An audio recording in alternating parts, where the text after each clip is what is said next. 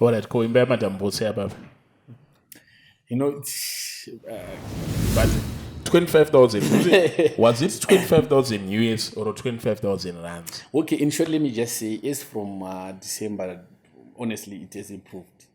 Very, very improved. But I'm Wait, what if I can say even more? Alright. And what if Even I can more. say yes? Saka page iroro richagaina attraction. Ragaina attraction unotsvaga mablogger anazigo ovabhadhara anazigo ma50 nema100 ekupota vachiposta tumavidhiyo futi tumwe chetepo anazigo saka unotomupa uchipinda mumotikari yekuhaya omudza kuti isa caption yekuti binga isina noise anazigo panopera 1 week vachikuposta anazigo uchiita sekudaro I can guarantee you that within 2 months unongo wine a minimum of 80,000 followers on social media. Look about it, anazigo. Ladies and gentlemen, we are back again, and now Dr. Banabasi. After a very long time, last year we received a positive response from Wano, but as well, my mixed reaction and my heated arguments and debates over my sentiments abangava razor. So we have listened to your cry regarded so said Dr. Banabasi. Vaive vanyanyofarira zvebusiness nevaive vane maquestion nevaive vada kuzivo about content creation under management kuti zvinofamba sei. There's a lot that we are going to talk about. As usual, ukangona tina Dr. Banabasi tinenge tina Kundai Chitima. Yes. Muri say. I want to last time pakapisa doctor. Yes. Pakapisa pasati paiswa macomments kuti munhu aisa mungana comment yakare basa. Aba kuzasinenge hanzi simo. Wachichema ende ndakafonerwa pane pandakazoisa video ndakaisa a clip of yataitara nyaya yemombe. Okay.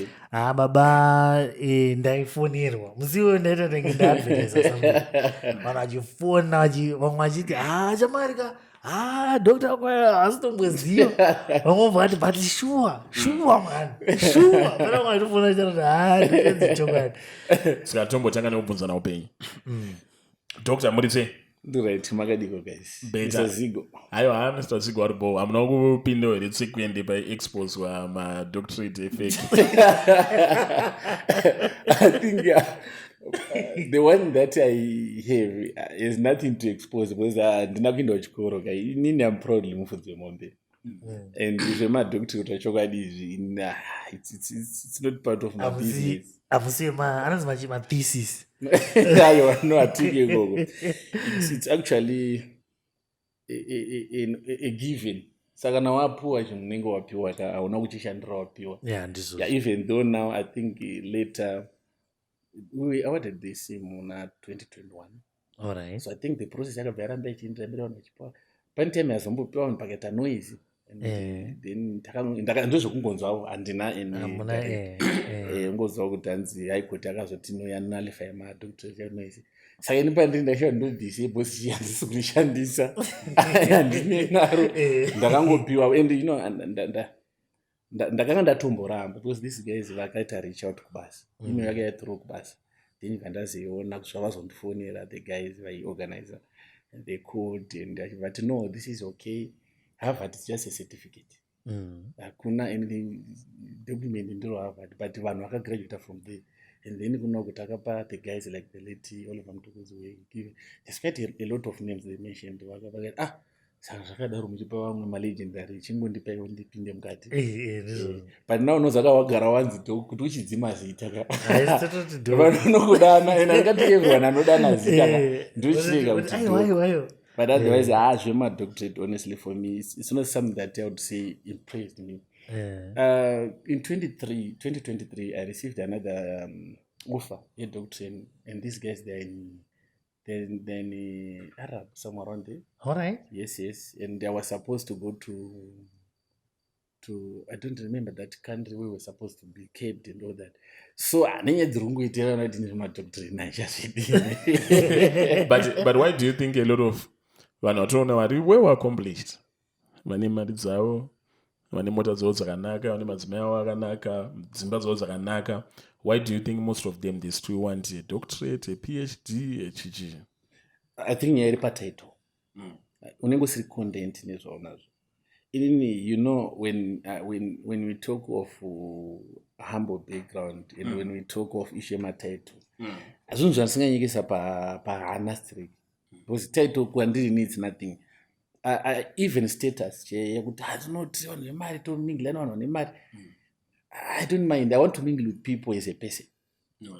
Kana tikati tinomingira kundi sezvamuringoita kanesu kudai you've got much value because you have created something for your names. Amotsvakwa nevanhu vakuru, guys. I think even very modern prophets vanokutsvaka, politicians vanokutsvaka, saka you have people of value. Nema fake prophets. fake prophet Tichanoda tasvika kudenga. Danasina ndotomboposta kuti my favorite fake prophet is Nengi. But guys, tell me, kwatika tasvika kudenga, unoona munhu iye akamira kuright hand yaMwari kuti ndo mwana wangu jeje. Tichasvikire kudenga. Iyo question so a bit tricky. But anyway, that is a topic for another day. You have been busy quite lately, Mam Chite. No, you know, since December, it was busy with work, our company, with the managing my events, social media, because of the couple that we are managing. And then come January, we are busy sourcing my yellow machines, equipment, because we really want to upgrade our construction department, and we are having so many projects. And we, you know, I would say 2025 has come.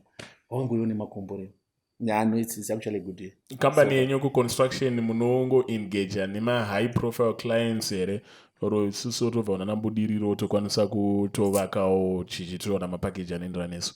No, you know, actually, if I can tell you, the toshanda nema teachers, nurses, maporisa, jail guards, animal guardian, my individuals, diaspora, local, we have established a very good model, a low cost housing, which we are concentrating and focusing on low to middle income earners. ko pa issue yekuti kuvaka papapa mune muchivaka manhingirikini chete here anoda ma3D chete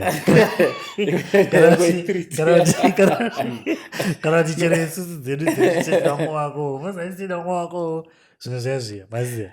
Actually, you know, most of the projects that need whether small or big, tunesa a 3D design. Alright. It's actually a system now to make sure that munhu kana ari lemon aunoti imba yake inobuda yakadi. Alright. Taking for example imba yana Nyathi, I think after we built that house, we got so many people. Sorry, I want to sneeze. We got so many people. Vakauya vakada the same model tichati vandudza, we are in kwachiota, Mausekwa, we are in Mondoro, we are in quite a number of remote places. We were in Zimba. I cannot put together. Kwese kuko munotoenda. Yeah, we are in Berengwa, we are everywhere. But look at that model, yeah.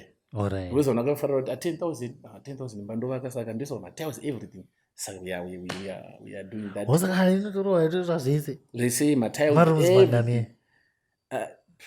Takatanga ni 2 bedrooms in a sitting room. But now when I go to the kitchen, a bathroom, because no such a monarch kumusha. I won't go to at least I want to see. The kitchen could be here.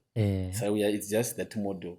And we are mainly focusing on that model, mainly focusing on raw areas, my towns. And then to rapid build core house.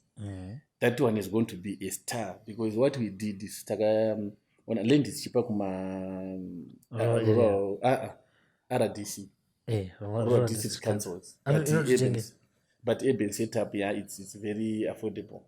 And now Ugatarisa, most of peri-urban areas, it's owned by rural district councils. Like other part of Harare, it's Boromons, other part is Zwimba, other part is So now you find that those areas, when we are busy negotiating, of which Paniwe rural district council one is 6.5 hectares, and we are still securing. So what we want to do, India, I said we've bought yellow machines and to develop land.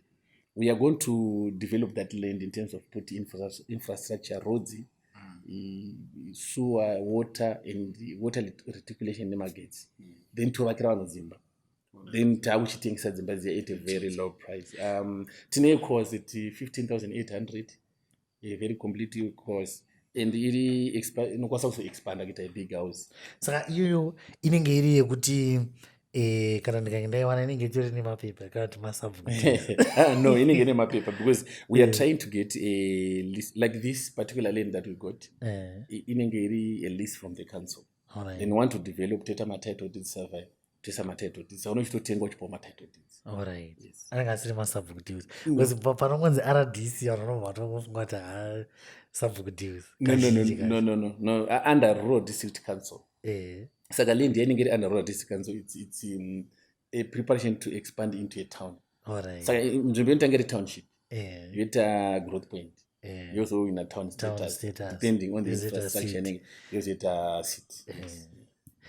Nice. Alright, ko imba yamadam Bose apa. You know, client privacy. Let me say it's in progressive. Imba yakataurika zvakanyanya, and I'm sure a lot of us are looking at it. So we are progressive. Very soon tinenge tava pane another level. But because ku social media, of course, ku real world, munema signature project amakaita. But ku social media ndo signature project yatinakuona. Alright, I get it. Saka I know as an organization, you know, totally a challenge. We have now to prove. We don't doubt ourselves because we know that we are good at construction. So if it is now a matter of you know, of course, we are working under spotlight, and the client so far is happy, and we are happy in progress. I'm sure at a certain stage people will just see chidori chatopera vanhu vavo padek maybe. Atenda kutona kusheo. Alright. And then pane marumors anga chifamba about Nyathi family earning $25,000 US. Is that a mistake or angari marumors ekandi vakataura. Vakataura, but people can't believe it. No, so we want you to confirm. No, look guys, you know what happened, Pepe? The guys were emotionally down because of the negative edge. In fact, I think those guys have been insulted for quite a long time. And because he sometimes, you know, you end up living for people. And you know, most of the time, panetoma negative. At the background, we talk together. Guys and social media. Simbai. It was Ropa they've been strong. I don't want to lie. But the whole like comment section, look, we like myself, I'm not educated. They get a 6 subjects. Yeah, but I hired people with masters, with degrees. I found from 2 or from somewhere around there. But they hired me, couldn't manage in they had a millionaire. Yeah, millionaire. But they hired me. I'm running my own organization in more than 500 employees. We are in various parts of the South Africa. In South Africa, we are working on something big, huge. They were in DRC, Munom, Zimbabwe, every town, every province. And somehow I would say I work for them, even though I'm not on a salary. But the fact that I'm managing them, sometimes they tell me what to do. No, we don't want to do that. So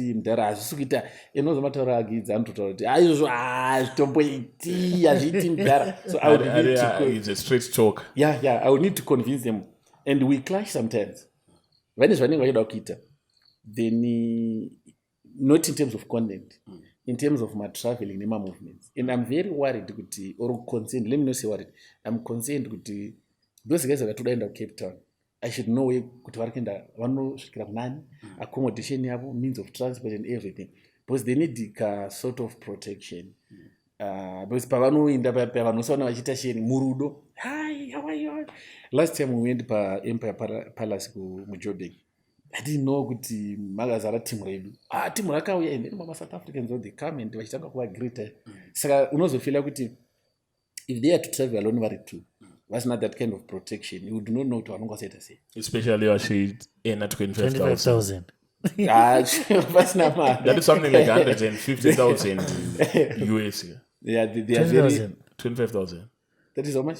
No, 25,000 unofana kutosvika 100,000 US. 100,000 rands. All right. I understand. No, it's 400,000, right? 500, man. I mean, 500, yeah. That is enough to put your life at risk in South Africa. Yes. Because in South Africa, unofira 1,000 rand. Yeah, and then of which he has izvi zvemari saka zvakangobuda mufana achitaura kuti isusu musatiti tinopema akatoapulizira kuti asori ndangozotaurawo kuti chi ndizvo but ndo mari yari kuena Mr. Zigo, let us leave that aiwa you know why why tiudaro is because 25,000 imari inochinja life mwedzi iwo wawaipiwa ipapo chitongoipiwa namo yako zvazvatochinja but manonzi money answering all things 25,000 US it answers loudly. One thing that I can say, let us take a little bit timbotarira kubva muna October. I started working with those guys for 21 October or someone. So I tongoti November and December in 2 months. I would proudly say we have achieved a lot in terms of their life changed in 2 months. Yes, of course, it was gradually growing as from because I started communicating with them in March, but I was not managing anything. I was watching from a distance. Their followers were growing. But when we started working together in October, I noticed a lot of guys were criticizing me. Hey, no, usaposta pa page rako, posta page revana. There's a mission that we're working on. They were busy with their content, and I was trying to professionalize and push a narrative. So it was deliberate. But 25,000, was it 25,000 US or 25,000 rands? Okay, in short, let me just say, as from December, honestly, it has improved. Very, very improved. But what if I can say even more? All right. And what if I can say yes? Yeah, it's very possible. Yeah, that's true. It's gonna even more. Tongoti abana tingavaudzire mari dzavo kuti dzinoshanda sei because but I think they are doing something big behind the scenes. Because 25,000 inini mukandipa 25,000 life yangu ka haisi kuchinja gradually iri kuchinja instantaneously Ipapo. nemukadzi ndikubva ndachinja. Behind the scene, there's a lot that is happening in terms of investment. Yeah, there are certain investments that you may not see. Vanhu vachangozoona, but kuti vafana nditi vachadzokera kubig life yemukuku. Yeah, I think that's zvakabvarana ziko ngatita seisusu unoziva kuti vana aya vanowana maviews mangani apa ndakutaura handimanager but ndakutaura semunhu anoziva social media vanowana maviews mangani pemonth wakambocherechedza Tell me. Alright, ukacherechedza ngatimbotenza ukatarisa even chero let's say the past 24 hours ukatarisa one mavideos avanenge vakaita number of mavideos wotarisa the number of views because mavideos ava anosvika 1 million 2 million views within a day within 24 hours vanosvisa mamillions. So panozopera mwedzi kusvika musi wa30 wemwedzi vanosvika vanopfuura 100 million views 200 million views so ngatimboti isusu 200 million views ukakalculate and I'm not arguing about that. What the miraculous power of 25,000 what it can do in your life. Zigo, you know what about 25,000? Do you know my top earners in Zimbabwe? My top earners, one on driver, my Land Cruiser, kana my Raptor. Very few, but we take home more than 10,000. But one of Zigo's native. One man manje like what he is saying. Cannot about 25,000. It won't take you more than 2 years. Kuti utadzogara unogara na profit makandiwa baba. Of course, but wona kazokuitika. Remember vana 2 years vachiona 25,000. Kana vakatanga pamwe 1 or 2 months or 3 months. Did you see vakatanga like what he said after the wedding when the guys get to South Africa? Decide to calculate all the things they bought in one day. chimbotasa I mean, zvinokwanisa kukura nekuzovakira vabereki imba nevirasi zvose zvakazoita within a space of 3 months. Fly and those guys they don't just go now kungofamba nje. And I think Konda uri kusaiza 25,000. I think Zigo uri kusaiza 300 million 200 million views. Yeah, so Dr. Marambire wa confirm it's even more. It's I'm possible. saying it's possible. I think it's even more. That's what I think. But the other thing that I want to also to focus on is which remain a question sometimes on achivunza kuti kana uri content creator pa social media, do you need management or you can just do it on your own uchiita mari yako? There is another day takasangana na Mama V na Oriano tichigadzira wedding and then we're having this conversation. I really admire her because she said I do everything alone. So let me give you a good example, like what we are working on right now. It's very possible kuti wewe vanhu vakatora content yako benefit from it vaposta Page. we are actually working on that copyright Content ID. yes, so that now vanhu vakawanda vanongoshare vamwe kune mapage more than 135 ari kune mastara na Nyathi. Alright. And vanhu vantoposta daily and if you don't know there's no difference vachingoposta kwamba vatora Download so those are some of the things that we are really working on, so that wherever you mention their name or share their content, all earnings are directed to their page. Alright. Panokwara munhu. Yeah, vanongwara munhu. Saka the question still arises kuti do you need a manager as a content creator? Yeah, it's very important. I think you need a manager. There's another time I was being crushed by people that a content creator, if you are invited, or let me say an influencer, if you are invited to an event, you deserve to be paid the appearance fee. Of which this has been happening a lot, where you find out, the influencers vanodamwa kuevent voshandiswa kuadvertiser chavanonodzoka nacho mapictures, then vanhu vaita event yavo yaibva yaita value and they don't recognize. So I think it's a time people know their worth. So that right now, if I even, of course, I think I've got some drama pictures because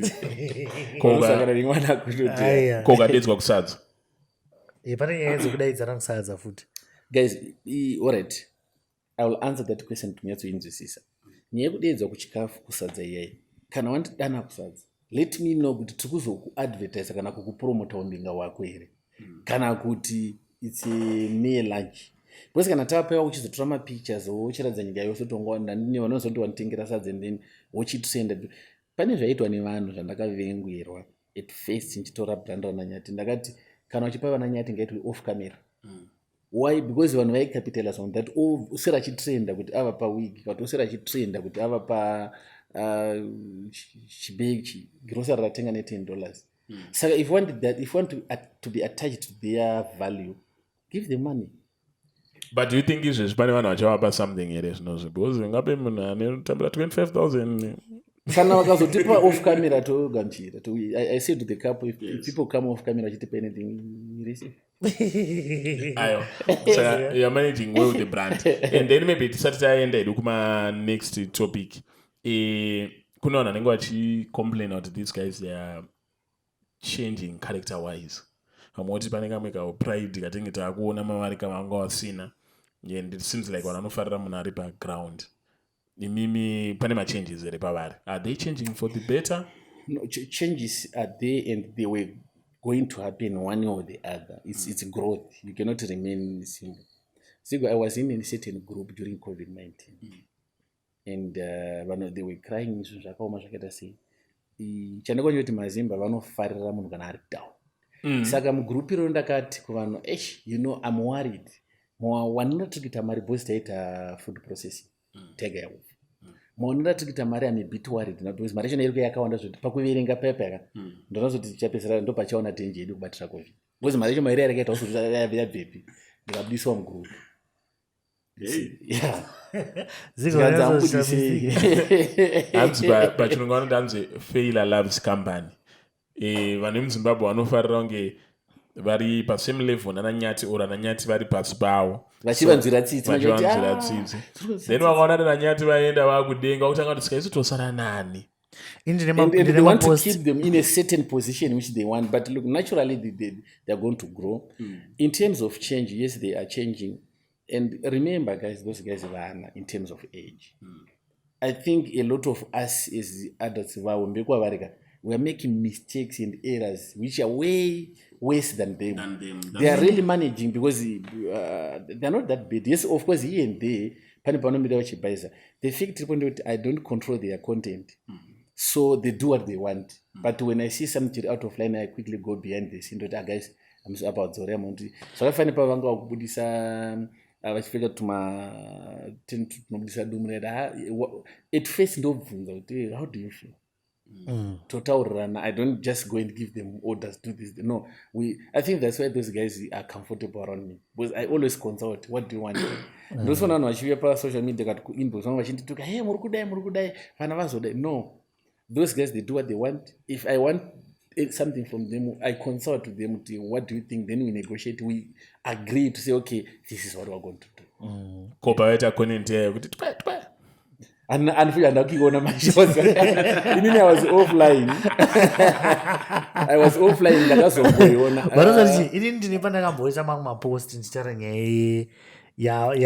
Like vachiri kutotanga paipai ndakaisa post ndikati vana vachasimuka zvisingaita ndiri ende vasimuka chichaitika ndechekuti mazimbabwenzi sofa muri kubva mati bcause chakaita ndechekuti madhezi avanga vachangotanga kusimuka vana taiti ndo madhezi anga ana taiti panga kuitawo mari yakawanda vakutarira kuti haisi handina basa nemi kana kusingandiregidzai atirikaona tokudzikisa sikadzatokusiyaza basa saka vanhu vatanga kuti ngatichiendai kuna Nanyati because havari hambo vanati iva vana Nyati vamuchavavenga futi gore ramuchaziva mari yavanowana ende ndakataura nyaya yemari ndikati musavachataura mari yavanowana muchaona zvenyu zvichaitika. But what I can say in terms of changing, and this is my belief. I don't foresee those guys vachizonzi zvokuti vava wild and arrogant. By nature, naturally, those guys, they got fame. But in their vane fame vakamaintaina ende what they've done devanga vari vamwani vaina vangadai vasatombotangika vasingatombobati but vakatry by all means kuti varambe varichi chiri kuitika njetona vari kuti vachinja nditi inyaya yekuti munhu anenge achiti wakuita mari unogara kusentoni anogona zviri munhu wese nyaya haisi specifically pakuti ivo vane zvavakanganisa pacharacter inyaya yekuti wakuwanire mari yakandidarika inini ndo zvine zvitaura nevanhu mupfungwa mavo at the back of their mind saka vanozotanga kuzoti hayo waudada pride waudada nenyaya yekuti munhu anenge angori nebitterness yekuti shwashwa vana ava ndakaona vachitsvaga vasina kana mari vachitaura kuti tapiwa 100 rand tadai so iko zvino vakuwana 25,000 yandoti nini ndoda kana 10 years but ndo zvinoita life vanotovengwa it's like kudai vanhu I know you always say Mr. Marambire ndoda kuya kumareni kwenye tusimbozoshuta something. What you are going to see in the is going to be very amazing. Because I always see myself in their life because tichikura life yanga very poor. And now wava somewhere. Kune vanokuziva they always panosangana they always say tikuziva mupano yakasenga dhishi rake renzungu. Nzungu dzake dzasinganokoreki because haifane munhu.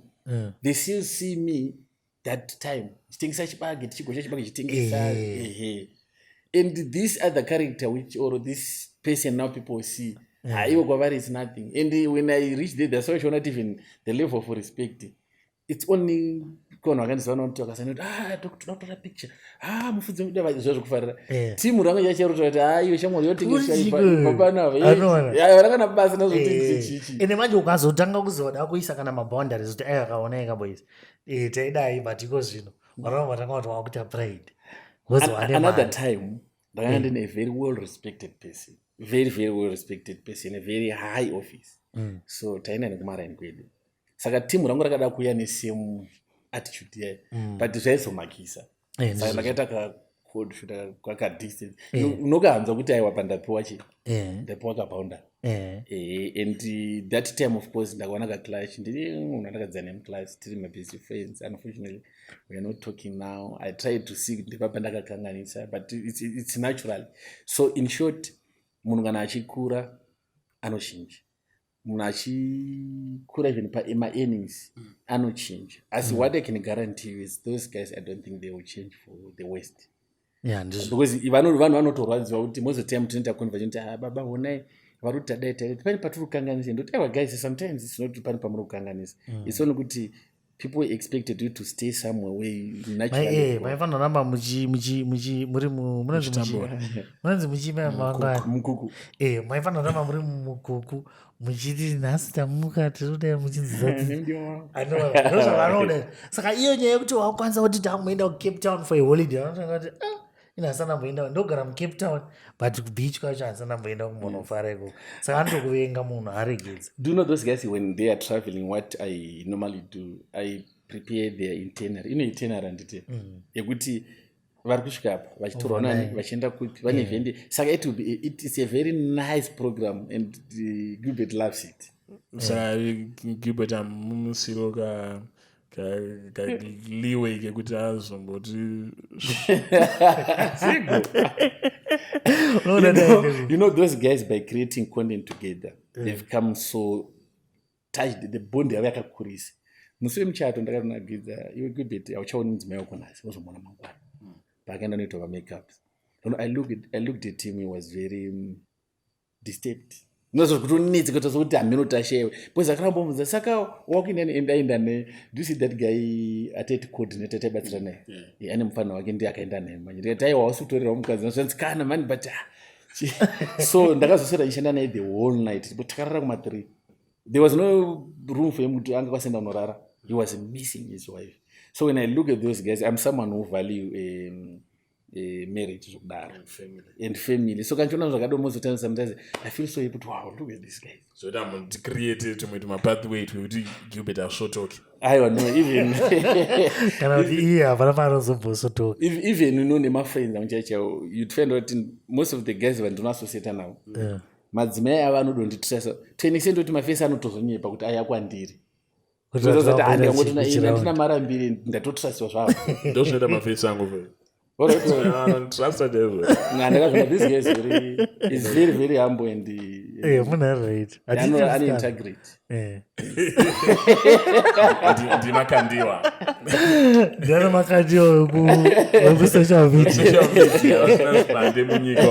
anyway, I think we have stayed here for long. Tada kupinda pa hot issue yanga ichinetsa kupech kwakundai vanenge yanga ichivisa mukuru vanhu vanotaura hanzi hainyaya yekuti imi hamusi kunyatsoziva kuti kune mari here muchiri kumira here nenyaya iyoyo yekuti mombe hadzina mari. kuti tingopa on background of what happened.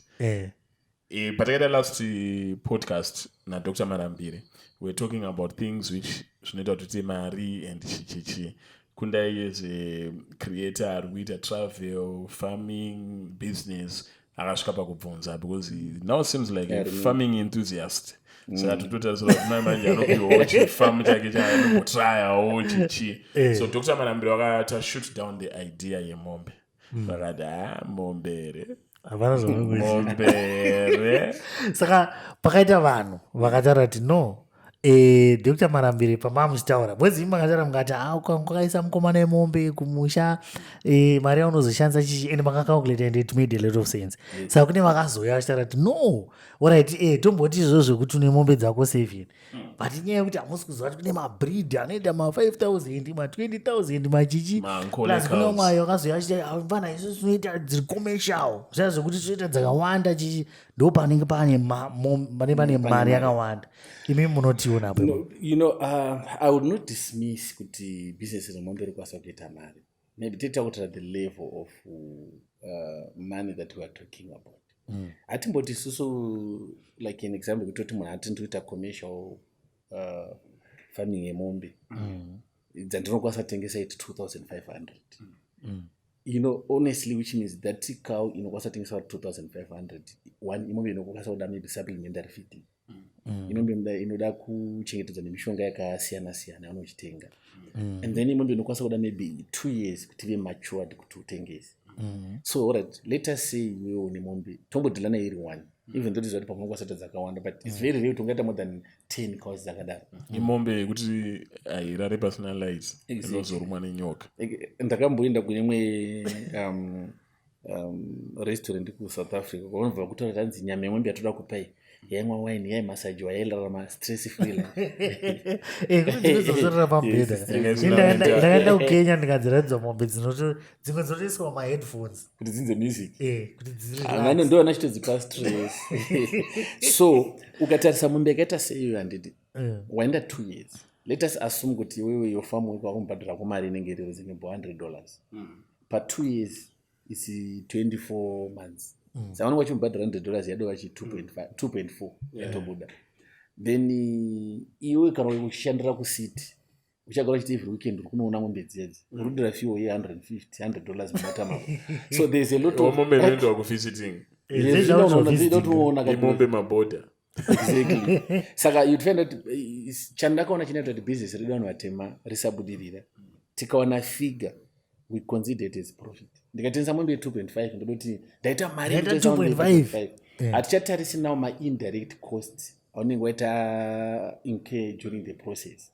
Saka I still stand with my words kuti no, mombe hadzina mari zvokudaro, ngatimbogara pasi tinyatsokucalculata zviri correct. And then the other thing that I noted now, because we adopt this issue mombe kunyanyanya from my whites, right? Cattle ranching, and I stand to be corrected, but varungu 90% yemaprice cattle ranching ari mumazonza nemaminerals, and in most cases mazonza wa ani alluvial. Ingava diamond like the guy wekwamutare atichataurira mazita ainge farming yake kwamutare, we later found out that there was ngoda kwakune diamond price imomo.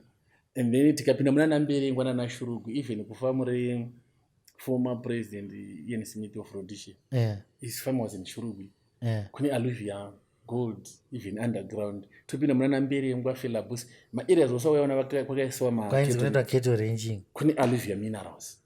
So I still believe today that the guys were getting minerals during the time yavo yekuchengeta mombe. Saka mombe dzadziri skillful.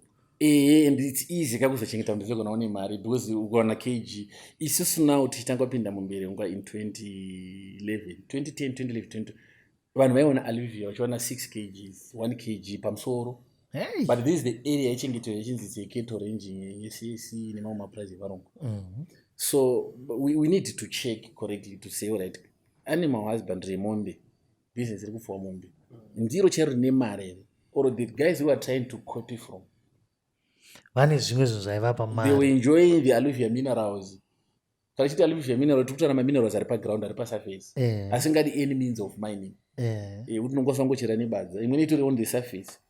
So I still believe kuti no pamombe zvapapa panda kuti vanhu vambonyatsokuasesa kuti taurawo chokwadi, those vari into cattle ngavambotipawo a breakdown to right. Inini ngandiri mombe dzangu dziri 20s kubva chiri chimuruswa chakura ndiye ndaspenda mari paichiri pandinozotengesa ndiita profit yemari.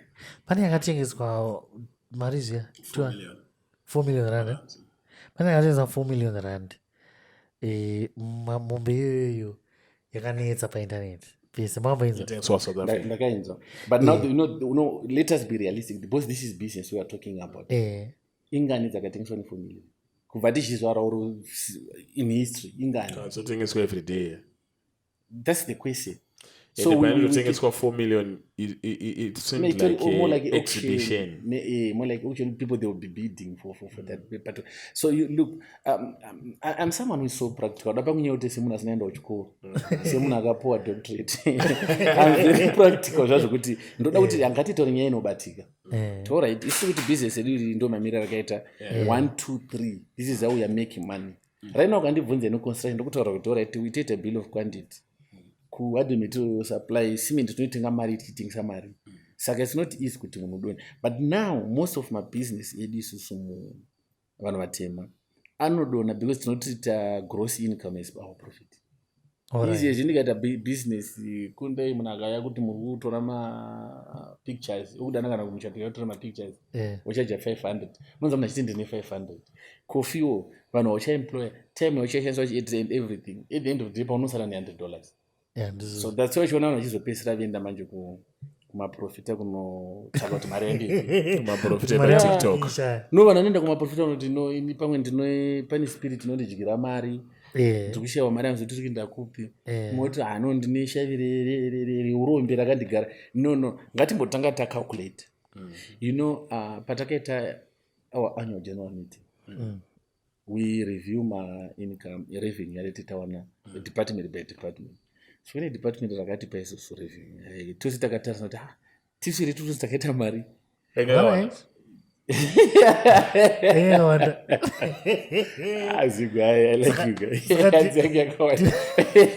saka department so now exactly now takabvunzana question because I posed everything. Our general manager ndiye chair the AGM, so I requested can I get some clarity if we made this much, where is this money? All right. So with immediate effect takabvunzana ngatida ne audit tikwanise kuona kuti mari ingava iri kupi. And then audit yakatora almost the whole month of January. We've not yet get the response so far, but I'm sure very soon tichawana respond yekuti mari inenge yakaenda kupi. Saka papa mari yakawanda but mari yacho ikanzi toni papazina. Yes, we didn't have that money or else. So toda kuona kuti mari yakaenda kuma assets here kana takaenda kupi. Because I cannot be accused of eating the money because I don't handle the money of the company. Manje vandofananidza kaoneka mozati nyaya yakakosha matore yekuti I don't handle the money.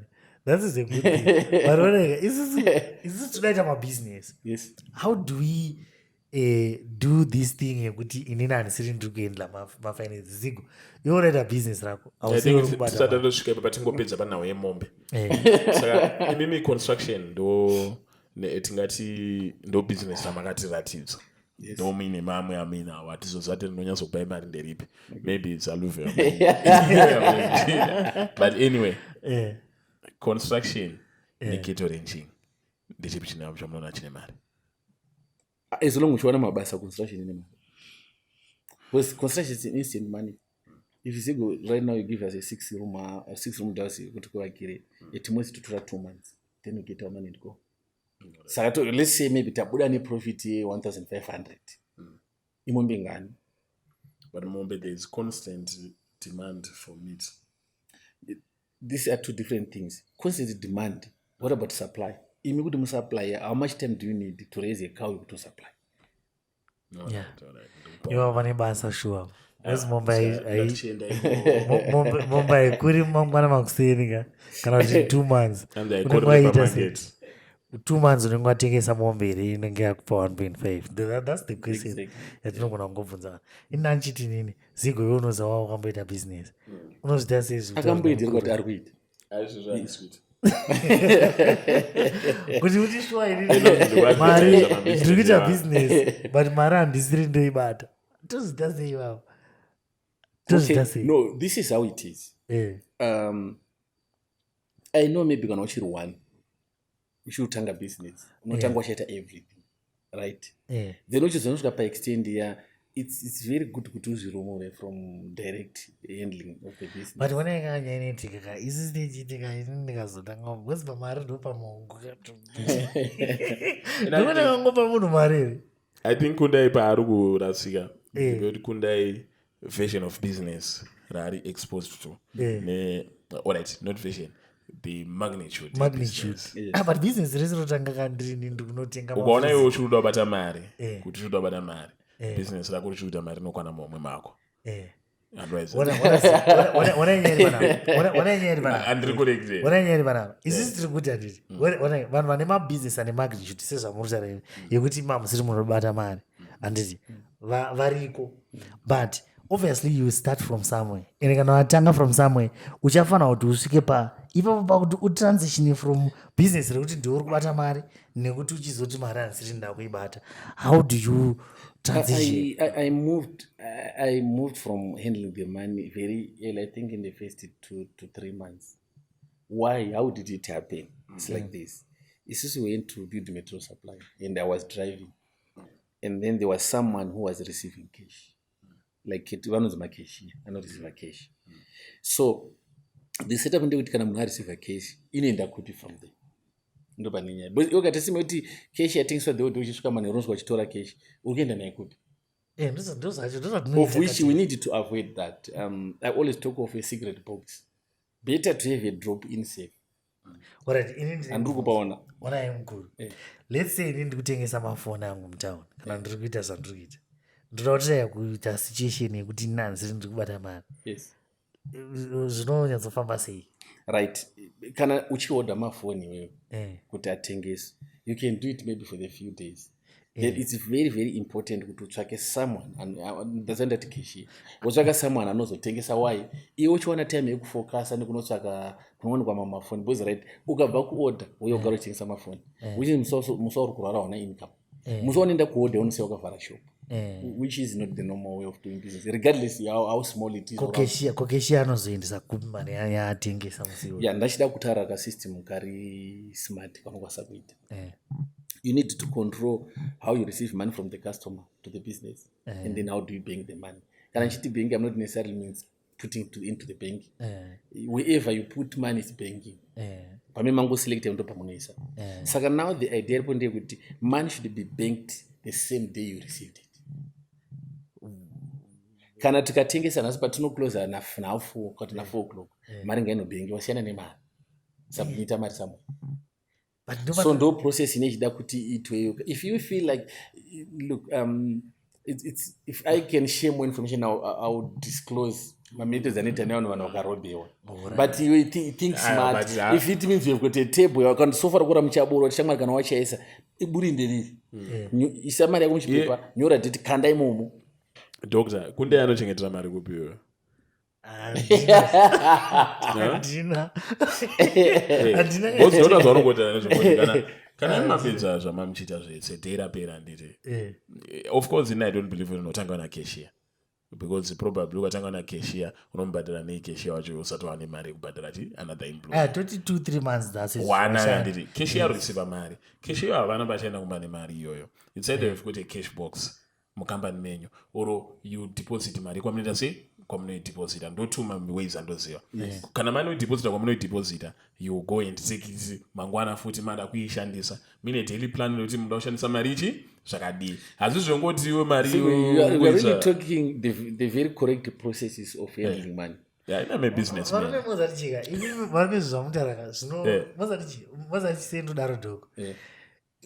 We want to help vamwana ngatange isusu vasina mari varometaura zvinhu zviri practical atiti inini zvizvi hatidai kutaura tinonoisa paispezifikati shosho taiisa mubox medu mataiisa but still inini ane makinda ndina I get what Tikunda is saying. Ndichakuenda kuti ndokunokinura pataiisa ipapo ndichaenda ndonokinura. Panoda discipline ipapo now because it is now self discipline. If you want to grow you need financial discipline. Because look kana iwe ukada unotora mari do you know kuti apana nokubvunza. Exactly. But chinozokubvunza nozati chii business. Do you know how the business will ask you mwezi unopera muna marentals, mwezi unopera muna masalaries. So business I always say the business communicates with the owner. All right, when to buy another car, when to buy to employ more people, when even to expand and have another shop or another department. The business will be communicating, and it's very risky if you don't listen to your business because the business communicates. Let me give you a very practical example. When we started running our company with me and my brother, I spent the whole day trip shop. Then later I was now going to order this stock plus what thingesa. Ndinda kuno order this stock. And then it came a point where now stock and there na yapira motor. Saka money is there. Zvinhu kutengwa. Then we increased takushandisa ma trucks, ma 30-ton trucks. Vanhu vachiti truck richi offroad especially patitengesa cement mazokutanga. Vanhu vaibhadhara before the trucks arrive. Vachisvika uye vachipedza cement there. So it then means we need 2 cashiers or 2 assistants so that ungashi manager could dispatch cement ungana chicollecta mari. So the business was communicated to me before time tangata kuma 12 2400 and then that's how it goes. And you kunda discipline yacho uda kupiwa nani uda kustopwa nani hanzi iyo kana usingakwanisa discipline yakafana ne self control zvangofana kuti iwo kana iwo wopo wati mukuzvigona sei zvekusarana nevakadzi nemahule tichaita mukondombera andikirera mean but zvinoita hawo vamwana vandiona who are more organized as well. kana achiziva kuti inini I have got alright, actually ma-corporates nema-organization andoziva kuti the temptation to take the money uri wega kuti ndione pauri kutora mari iri very high. So anongodevelopa mapolicy kuti mukambani munomu tine vanhu 3 nanditi vanosainira mari kuti ndaitese ngaibude. Zvine zvakatonyorwa kana memorandum of association kana bhayi kuti mari kuti ibude vanofanira kubasaina ningi naningi naningi. And even money requisition, I think you've got much knowledge. Because ndangosira zvangu patarapo kwendai. You know why? Like I will always give example with our organization. Tine monetary policy or money policy yatinoshandisa yekuti how do you request money? Ndine vanhu vanosititira basa vanorwadziwa kana vauya kuzotora mari. It's a process. You don't get instant money. Kune kwainosainwa then cash request form rofamba kusvika zvanosaina kwanosaina zonotora mari. Nyaya iripo ndeyekuti pano requestiwa mari hapazi panogara mari. Anoauthorize mari hana access to money. So it's actually a very complicated situation yekuti even if these people want to connive the way and stages of signing money they are not irreversible. And saka even myself now when I want something I go through the same process. Another day ndakamboposa kuti HR akanga askipa sara mutsi. So out of frustration ndakamboposa pazvandada kuita mukadha muna mari but munhu usatambira. Chiva ndangozoposa ngata ku HR ndikangara. I even called ngata ku HR yengu mari ina kupinda sei. And then she had to look and say I know sorry when I was inputting it was just an Excel sheet format ratinoshandisa. Because what we do to mess up Excel ka ubvongesa mubank ronobhadhara bulk. Upload yakadaro. Saka anakunda woita sei manje? Alright, ndachida kuidavira question. Unfortunately it's going to be very harsh, right? Yes, it is. Not everyone is meant to be a business person. Otherwise need to weakness, it's a failure and you will never be a businessman. Forget. Because so ona tanzania ngatorayitika kuti ndanditokupotezo. It's a very good answer, Baba. But it's good. I did that again, man. It's not necessarily about business. In the bus. Do you know $400 yam? Can also go to you know what? Let us not pat each other on the shoulders. Can you also go to mari? Uchagara wakachona. And they can also go to the controller. Uchadi changofa uri murombo. Hauna self control. Hauna self control. Zvakavara. So it should start from within. Right, so right. Ini mwana say ndikuvunza. Ndotaya kuti tibatsira. Unotobatsirwa. But guys, let us be realistic. Wona hanzi nani kunochengedza mari zvinoitwa sei? Munhu asingagona kudrive. Akapinda mota. Akaifambisa ichi chinoitika. Anodhumira. And accident ka? Kana kaita munyama ndase anotofa. So that's like inini mind akuchiti manje. Alright. So munhu ere oti shosho saka inini zvangu zvakatovhara. Mari yangu ikauya ndongonda ndoenda nazigo tonomwa zopera. Ndopa ndiri kuti how do you arrive at the point yekuti unozanzina that something that can be done? Self control. Unofana kushingerira. Is there something that can be done? You know what Konde is saying? We might dismiss it, but that is the 80% of our population. Exactly. That's why Uchona. That's why when that is the 80% in Africa. Let us put politics aside. Poor management and poor governance. Let's put them aside. And in Africa, we are poor because of our characters, the way how we handle money. Nemafungiro edu. Atina financial discipline. Atina discipline. Ne financial knowledge yacho. Satoziya mari. Saka titobvunza kuti saka zvoitwa sei kuti titi financial discipline tidevelop my character akanaka tidi. I instantly teach on my Facebook page because in the nature today vanhu vanga vachinja. But you know what people do? Vanonditukira kuti seko. Ye unonyora rondidira yakarebe. But I'm taking my time to teach you some of the things that I did in order to be where I am. But ana vasikuzvida izvozvo. Kune ukaita semine kuti toda kudzidzisana mabusiness unoona kune vanhu 3-4. But woti kurikuridza Oriano kana Japresa kana Wingidi kwe kwakapeka unoshayiwa ticket nepokupaka mota. So then if that is the case, what do you want us to do? That explains why the majority will always be poor. Yes, that's why I say almost 80%. So nobody kuti kundai. Udati Dr. White will say kana usina self control. Why ndiri kubvunza zvangu. Tatisiso 80% or 90% of our population. There are people who are there. Vanoona ngwari 90%. Inini I'm asking this case because these are some of the things that people see. And also I've also had a situation when I was struggling with that. So there are people who, yes, you can say saka meno zvako anditi.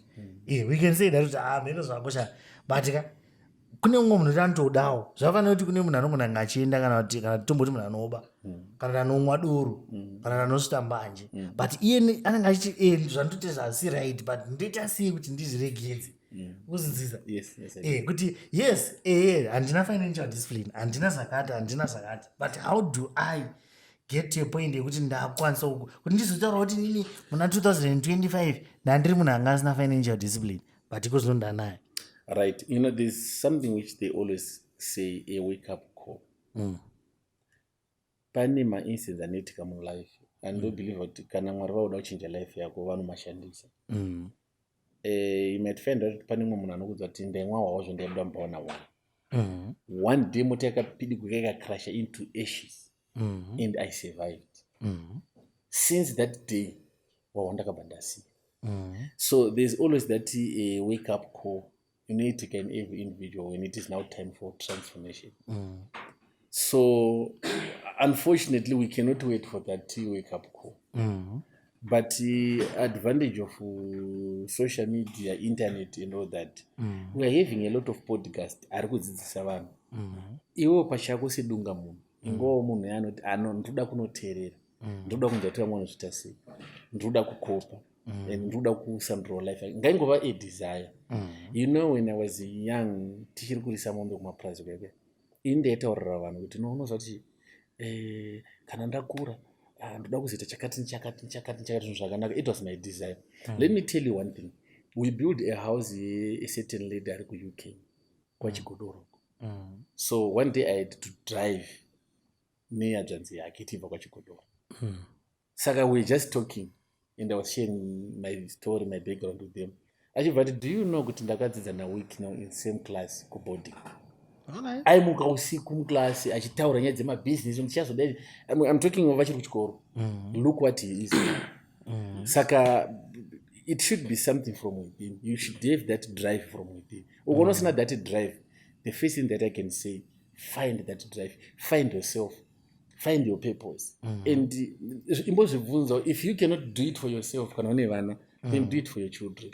If you are married, do it for your wife. So you need to find a reason why.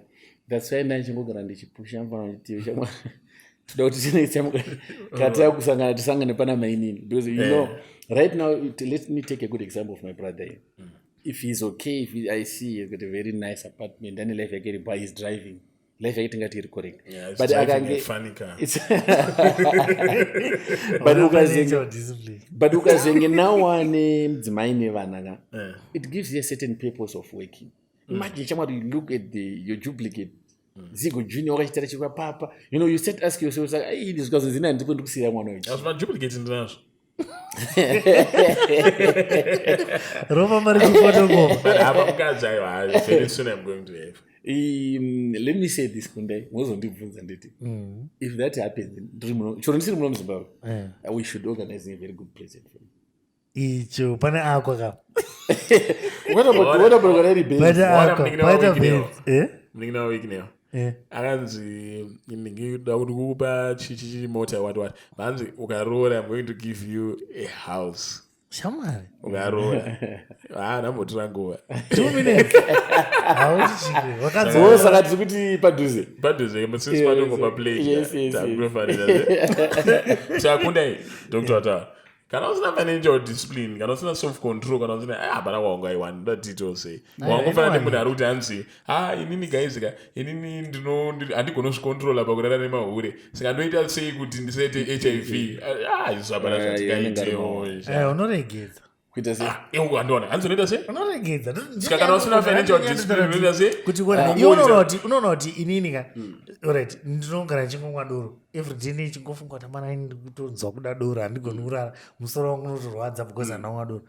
But kana wakuda kuregedza doro unongoregedza. Ndozvatiri kuti kana iwe usina financial discipline, usina self control. Kana uzanyatso kudzvanya unoita sei?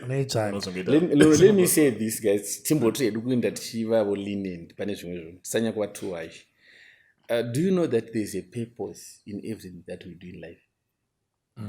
kune munhu anomwawawa because maybe kumba ari kushushwa zvakanyanya akaenda kubhawa akanyatsoteerera music ichiriri achitora sipi yake kasuwa achitora sipi yake zambezi the mind inobva yarelaxa unobva nyatsokuona kuti life manje yakuendeka anobva nyatsoona kuti my life is at peace so now which means every time panonosangana nezvo zvinomunetsa anodzokera to that mode ane reason yake yekuno then tozoenda even kuvanhu vanowana vane mabhebhi akawanda inowandomwira hangu enjoyment atizviona you enjoy a lot you dance yes and then tochienda paishu kuti dance unonzi iwe ukurara nemauro azvoita sei do you know maybe at once that guy was so honest and innocent and perfect and very upright straight obva wana zvoshuva pamwe ndisikuona bhebhi rakura turana kuti your best friend kuti zvinyatsokurwadza haina wana tuma ritsinyaenda tonyanyorara nemahure munhu wechirume number 1 kutya vasikana kana ndosada kuroora number 2 kugara padhuze nawo kugara padhuze nawo mahure hakuna justification but anyway so we can't be here with the whole doctor talking about mahure of course unaona ndanga ndanyara there are some other things all right so I think time edu nenge yatifambe ma issues angari true burning taura this is now 2025 the last interview we had in 2024 okay this one really was it 2024 it was early 2025 yeah that was in January slogan the time January I think it's more like there were 2 months ndakatombobvunza kuti how many months do you have in January una February tautanga manje kaitwa Valentine and January ane 35 that was in 31 December and 31 bangese 31 28 29 28 yes papari pakati right 28 December so ndandakakangana all right saka 2025 tatomu full cruise izvezvi zvekuti arikutosara pamwe atosara zigo ane magoals ake ada kuachieva kundai ane ake imimi you are planning to get to the next level but even yako mukaramba muri papa tori bomb mukasafamba mune mudori what advice would you give to young people vaombe ati nabasa nawo ndavaite zvavari kuita young people who really want to make it not make it in a way iri dramatic or iri but yekuti you see kuti a very decent growth I'm now friends anonzo to trust the process I like that anonzo takataura that is genuine and I always relate trust the process honestly to tell the truth zvinonzi mufambi wenzira yeparo muzivi wenzira yeparo ndiye mufambi wayo anditika there's something that we take for granted in Africa tomboti like even in Zimbabwe ndodota nyaya yementorship and even my role models vana vechidiki the young generations a lot of us who come from families which are a bit broken in terms of financial in terms of relationship and all that and sometimes we inherit those problems why because papa naambotwa nezvebusiness pamwe mudhara ari kushanda mamwe avasi kushanda katitokuraita zvemusika I would say now we are blessed to have internet imagine as low as we are we can communicate or interact nana Elon Musk the billionaires nana Strive Masiona Jack Ma internet yakatipa access it's up to you to choose like Shada zvandotara nana Andrew Tate mamillionaire anengachitaura ake about masingle mother that's absolutely it's not something that I would say young people should be motivated about and when I'm saying interact it should not be only about talking or commenting on their pages it should be something where you learn life skills how you can improve your life umbotarisai kuti ora tikatikata munatisa Elon Musk I look at Elon Musk and I see sometimes it's the time that you are not expecting ari office I actually saw another video ya Philip Changwa makusensing amukira ku project I myself most of the time yokurara is between 12 to 4 5 munhu ningotomwa kudara munora 4 hours very that small hours and I have to ask my doctor why I don't even doze when ndozvananda tobvunza izvo zvokuti hamusi kudzivisa lifespan I don't doze when driving amusorare zvamuchosere manje one day. I don't know. I think I really need to talk to my doctor about that to find out. But in short, what I'm trying to say is, you don't expect to be rich by accident. I said another time, I don't pray for miracle. I don't pray for luck. I pray for wisdom. I pray for opportunities. I pray for ideas. Because the moment they don't talk about miracles, what to receive, where do you want something to happen is a miracle? Wisdom and the Bible, wisdom is the principal thing. Exactly. With all you're getting, get wisdom. Exactly. But people now, the young generation looks like they're not much interested in that. That don't pay a nickname. What's going to be? Dr. Banabasi Solomon Marambire. You asked for wisdom. So, Ndakati, one day I was talking to a certain young guy. He always come to me for advice. And then I come to Chaka. That you know what, I'm not that decorated entrepreneur. I'm Gucci. What now? I'm saying it's bad. I'm not saying it's bad, but it's now decorated people. I'm not because of the way they portray their life, right? I'm this guy who is down to it. We talk. Atinaka na anything. Ndokupa advice. Wono bondere boss wa ignore advice. Yangu wakuchidzoka futi wavale mu problem. Asitozo kubudisa problem yani ni same advice.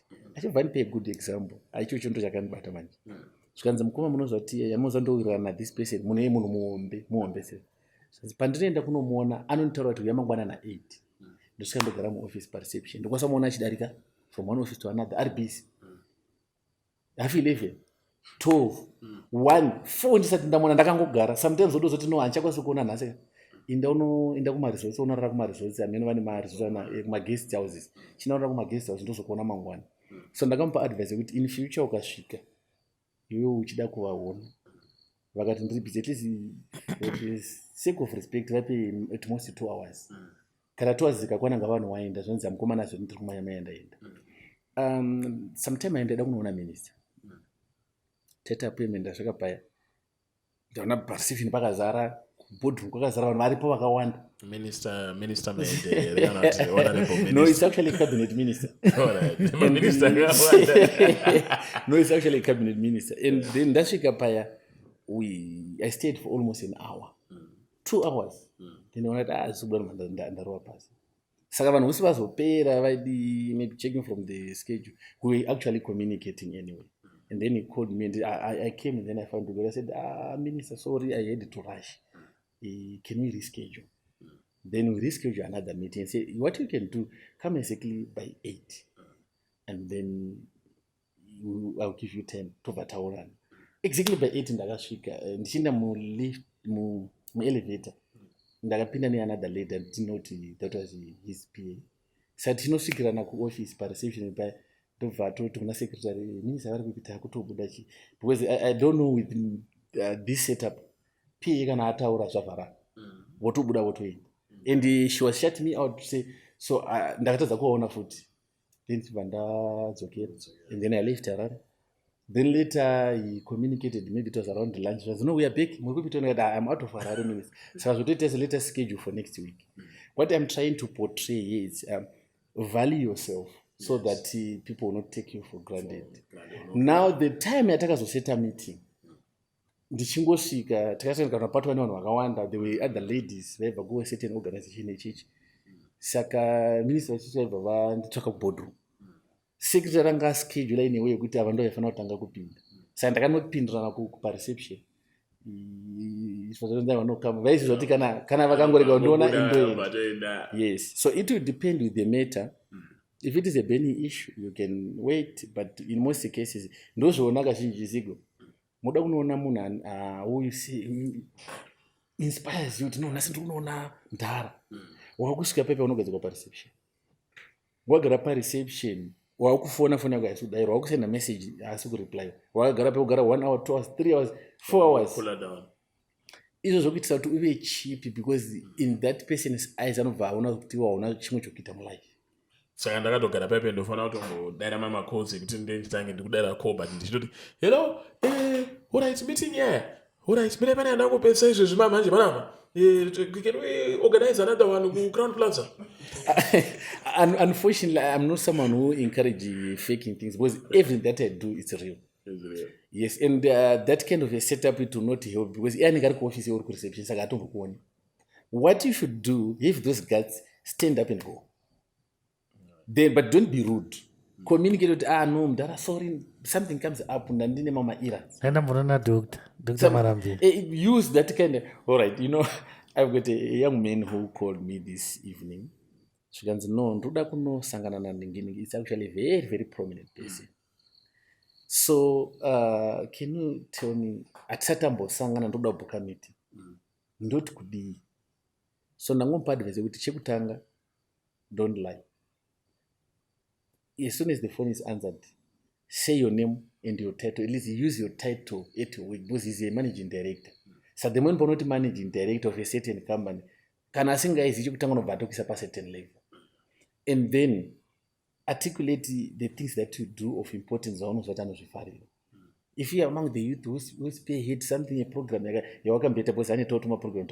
Mention such kind of those things so that when I feel like, oh, do you know someone? And value. We always give value out of a conversation. I was communicating with this other guy, unfortunately, I'm touched the person. In the other one. Sakachara but no nditoma manya ndikunesa chitora foneke aibvanazva nzino ndine quotation 2 million from that day. Saka ndakatanga mutora chega nditi handiti ndichipedza I'm coming back to you, and then I went back and communicate. I sometimes called him. Zvandasingamboiti. Why? Because ndakaona the quotation was in his name and authorized. It was a not purchase order. It was purchase order, but it was at the advanced stage. 1.2 million with one of the organization. So never know that someone money. Yes. So sometimes put value on your name. Indirectly, not that never tell people that I've got money. I always love to use the term I've got resources. I'm resourceful. What resources which can impact in your life? Ayo, Dr. Tamedu, tipere kunda une one short question ekuti hatizotangidze futi. Ndine ma question. Mamwe acho ndozobvunza Dr. kana mwana nditanzi. Mwana munototaurana na Dr. saka makuita mari. Zigo tichaita mari retina Dr. I think Dr. isusuka tichaita an example. Okay. Because makabatana vana Nyathi anditi ndibva life yavo yachinja. I think it's so muchatibata life yedu yachinja. Take pride. Let us look at my artists, upcoming, but then was not it upcoming artists. I always take pride per artist. We started working together and she's on top there. Yes. So I always believe that God has given me a talent that whatever I touch turns into gold. But now, zvinokwanisa kuzoitika titaure direct on camera, mukoma Zigo, mukoma Kundai. Kana mukava stable now and take other things not serious. Even you are supposed to turn into gold. You can turn into what? Brass. Ndakada kufanya chingotaura pachena lokomana munguva stable ndakakuti nyora mafiedzi yenyu amunonyora Zigo anotaura zvinhu zvotaura pakamera. Ndinotaura pakamera. Handichaite stable. Shapano mwe content creator. We spoke about a good initiative. Then I should ignore. For recently, I don't know what happened. I went to contact never talk. So I then started taking back. Do you remember? Discuss this. Yes. Why did you not implement them? So yeah, it works. A problem now because what a cool content creation and unema followers and even are not bigger. You are no longer humble to take any advice. Do you know where I am right now? I always take advice. I'm a good listener. Some of the things that are not discussed, anyone even was not anything in terms of business. I listen to, okay, this is a point. Effect is effect. Where they are told on none. And now, Baba Machi, so I'm going to effect is effect. Thank you so much, Doctor. Then the last question in Saipindre Norond. 1,000 US kuna ndikapiwa 1,000 US ndiri ghetto youth oro ndikaza ndiswere na Dr. Marambire ndo saruza chi better choose to spend a day nemuna anokupa advice because 1000 changu ichikapera pera. Wonderful. Ladies and gentlemen, that was Dr. Banabasi Solomon Marambire. Because he chose wisdom. Wisdom is the principal thing. And as usual, Dr. Banabasi knows that we are hoping to host more and more entrepreneurs, academics, motivationals, vanhu vakangosiyana ivava tomboona different scope yekuti tine chimbotana nezvinhu zvakati siyanei. Saka kundai, we are out. Yes, thank you so much guys nesupport. Thank you doctor. Thank you very much. Nekutipa nguva yenyu. Thank you, comrade. And also we want to thank cameraman watahaya nazo. Camera, that's not na cameraman. Don't worry, producer nazo. Yeah.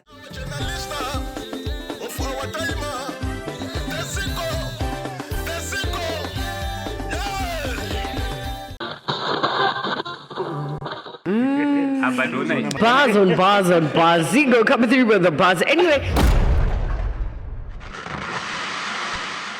Mukoma Zigo vanopisira svoto vachamhanya vachatiza nemumukoto. Zigo chayakatogerwa zviri nani musoro make kupfuura iwoyo. Kana Zigo akatomira patori nani kupfuura iwoyo.